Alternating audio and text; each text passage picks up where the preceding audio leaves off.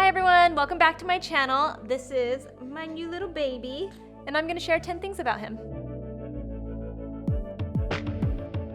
So his full name is, bless you, his full name is Nikash Sebastian Dialin, and we call him Ash, right? We call him Ash because I actually wanted his first name to be Ash, but my husband kept saying that it sounded too much like a nickname, so we started throwing out names that could really work with Ash, so we started saying like Ashton or Asher, and we liked all of those names, but they weren't really fitting. And then his mom came to us one day and she was like, what about the name Nikash, which means horizon in their native language. My husband's Indian, he's South Indian, and they speak Tamil and Telugu, and so his mom came up with Nikash, and we thought it was a really, really cute name. Sebastian, his middle name, was actually the name I liked for a boy when I was a little girl, and I kept saying it out loud while I was pregnant, and I don't know, it just wasn't really sticking. Sebastian wasn't sticking for him. And so when he came out, we named him Nikash Sebastian Dialin, Ash. If you're wondering about his ethnicity, number 2 about him is that he is a very, very mixed baby, mostly because of me. His dad is Indian, like I said, South Indian, so he is half Indian. And then the rest of it is he's really, really mixed. My mom is Korean, my dad is Mexican and Native American and European and just all these different ethnicities in his background. So this little guy is half Indian, quarter Korean, and then the rest is very, very mixed. So he's doing a lot of talking, at least baby talk. He's not saying any real words yet. But he's trying to talk, see? You hear that? And that's when he's really comfortable and he's happy, he starts talking, huh? You start talking, huh? Oh, I'm sorry.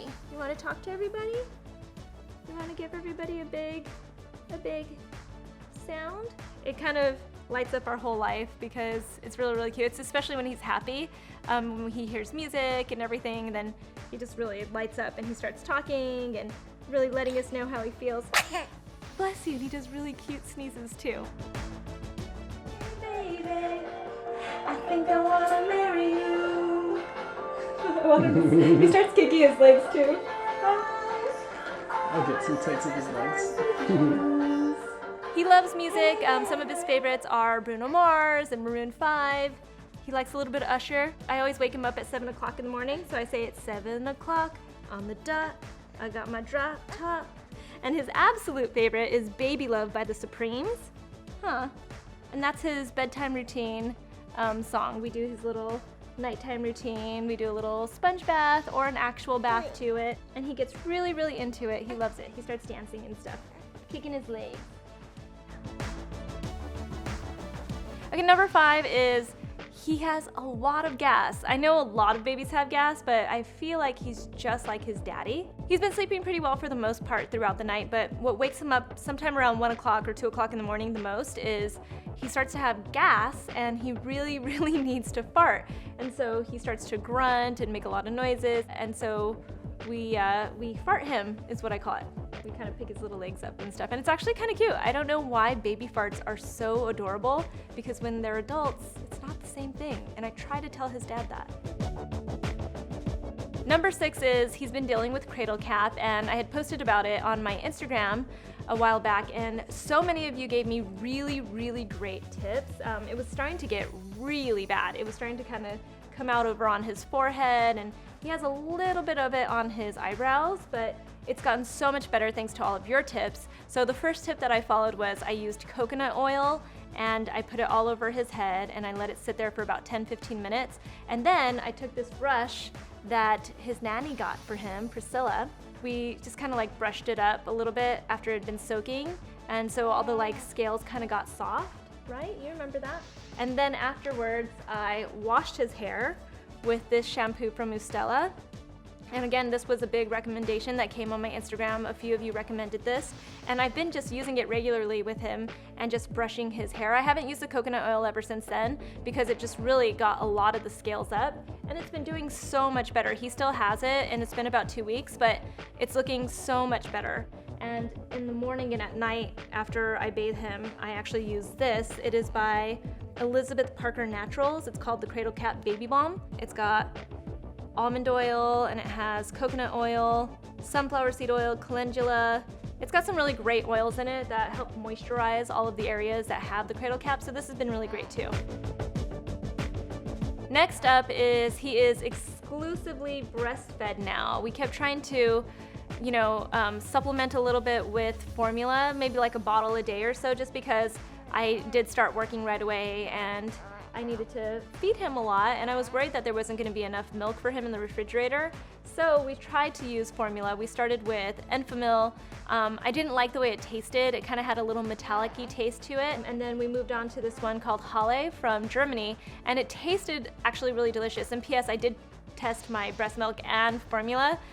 Breast milk just tastes like really sweet milk. Nobody ever tells you that. I think you always wonder if it's gonna taste disgusting, but it just tastes like really sweet milk. Like if you got some skim milk or something and you dumped a bunch of sugar into it, that's all it tastes like. But we found that both formulas kind of made his stomach ache, and he was waking up even worse in the middle of the night with the gas. He was just kind of going through the entire night and, just kind of spitting up a lot more and everything. So I think he might be a little bit sensitive to the dairy. So maybe later on we'll try it, but we decided to just go back to completely breastfeeding him, and that's it. One of the next things about him is that he has done a lot of tummy time, and we're really proud of him because he can roll himself over now, which is a big deal to us. We started doing a lot of tummy time with him because he had a little hernia on his belly button. It was kind of jutting out a little bit. It looked kind of like he had an outie or something like that, but what the doctor had said was it was a little hernia, and lots of babies actually get this.